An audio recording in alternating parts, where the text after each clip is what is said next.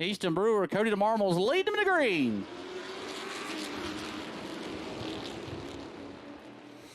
Two by two down into turn number one, and look at Cody DeMarmos come alive on the outside, making that high line work. That's something we saw from him last week that he was able to do. Easton Brewer, he's not going anywhere just yet, though. Out of turn number four, they're still door to door.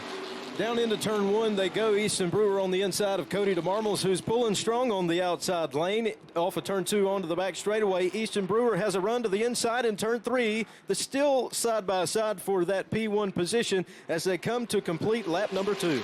Now it's a three-way battle for the lead. John Reynolds is in the picture underneath Cody DeMarmos as Easton Brewer steps out in front. Touch him on the front straightaway. They're spinning in turn one. Onto the back straightaway, the battle for the lead. Easton Brewer in the number 4, John Reynolds in the 55. Down into turn 3, they'll come off the corner. John Reynolds still with the lead. Brewer can't get around him. 7 laps to go, and back down into 1. Back down into turn number 1, 1.5 car lengths. Oh, we got one around. Steve Smart on the front straightaway. Right here at the flag stand, caution's out, and that is, Easton Brewer to touch coming out in the middle of turn number 1, back off of turn number 2. Sure, Reynolds probably isn't going to care much for that.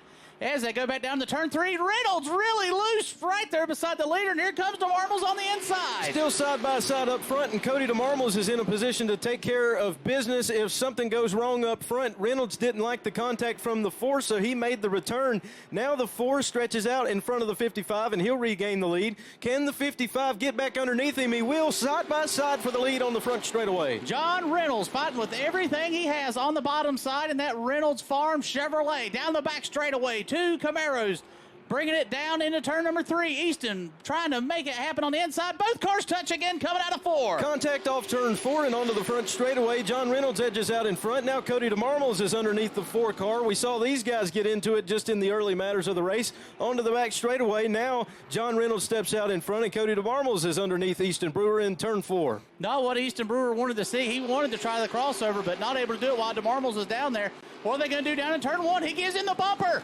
Pushes him up the racetrack, tries to do a slide job coming out of 2. He'll draw up alongside. Down into turn 3, side by side. Now Brewer on the preferred line over John Reynolds. They're still side by side off of turn 4. Cody DeMarmos, he's still hanging out P3, back down into turn 1. Back down into turn 1, Easton Brewer led that lap. John Reynolds not going anywhere. Up off of turn number 2. Here comes Reynolds back on the outside. Is he going to be able to pinch him down on the bottom as DeMarmos out joining the party as well? Easton Brewer will clear him off of turn number 4, back down into 1, and we'll see John Reynolds. He wasn't able to make contact there. They both slide up the racetrack. Cody DeMarmos gets a run on the back straightaway. We've got one spun in turn 4. The caution lights are going to come on, and that is going to change the way this is going to play out. One more time, green-white checker. Back down in the turn number 1, Easton Brewer flexes out pretty good, gets a great restart. Here comes DeMarmos on the bottom, fighting for P2 as they go back down into turn 3. Into turn 3 comes Easton Brewer. He's clear for the lead, but the battle for P2 persists. That's John Reynolds and Cody DeMarmos, both the top 3 cars. That's John Reynolds, Easton Brewer and Cody DeMarmos involved in that race 1 accident. They are back in the top 3. Here comes Easton Brewer through the east end of the racetrack. On the IHOP white flag, Easton Brewer comes and gets the checker in the Heritage Finance Street Stock Division here at Hickory.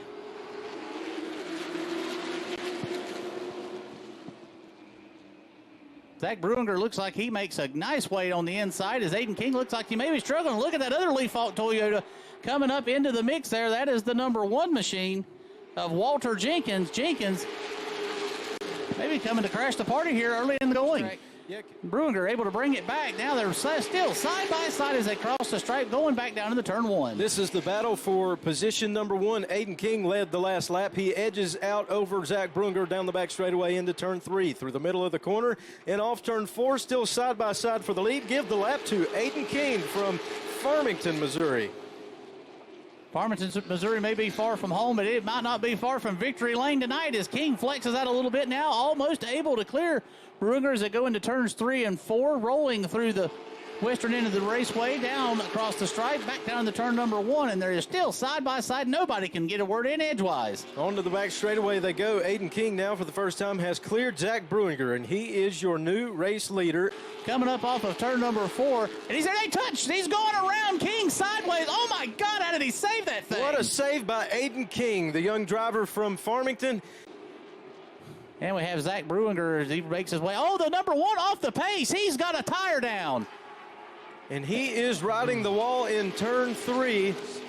Back down into turn number 1, William Aldred looks low on the 55. He's got him on the quarter panel off of turn 2, but will he be able to make anything happen? And he will. Down into turn 3, they're door to door into turn 4 and onto the front straightaway. Give the lap to William Aldred.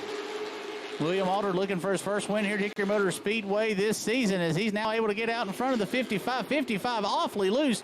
Wyatt Miller trying to bring that Junior Motorsports Chevrolet to the front to the party. He is there at the back bumper now. Just 2 to go. Down into turn number 1, Wyatt Miller has secured himself into P2, looking to get around Will Aldred in that number 9. They'll come off the back straightaway and on to turn 3. Wyatt Miller looking to the inside of William Aldred. They touch in turn 4. Gives him a shot now. The IHOP white flag. One more time to go as Miller got enough to get it done here in his first trip at Hickory. He gets into the bumper of him, goes down the back straightaway. Both cars loose. Now down in the turn number 3. This is going to be the last chance for him. Can he get there? He touches him. He gets him sideways. Down on the inside. And there's a photo finish with Miller coming out just a little bit short. William Aldred with the win.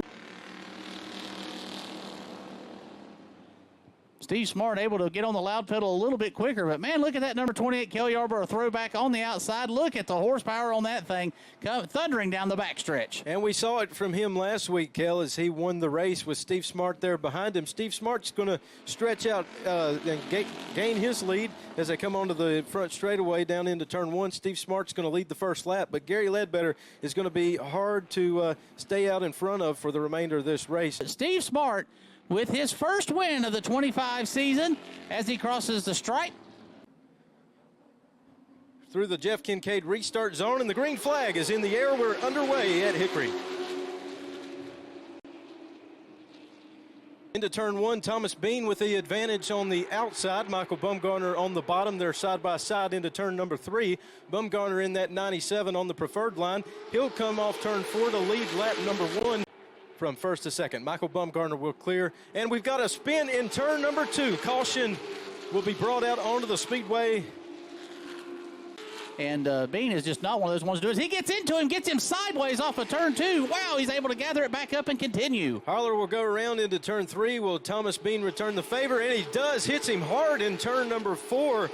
Rolls through turns 3 and 4 for the final time. Checkered flag for Taylor's Rules on Michael Bumgarner, finishing second tonight. Austin McDaniel and Graham Haller gets the better of that battle for the top 3.